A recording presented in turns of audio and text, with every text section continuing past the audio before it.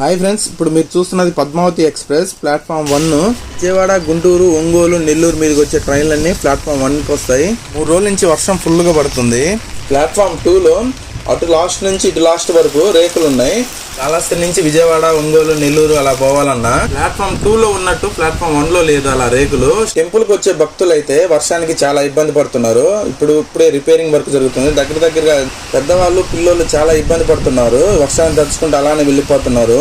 Repairing లో ఉన్న work తొందరగా కావాలి, లేకుంటే చాలా ఇబ్బంది పడతారు. ఇంకా రాబోయే 3-4 నెలలు వర్షాకాలం కాబట్టి ప్రెజెంట్ రిపేరింగ్ వర్క్ జరుగుతుంది.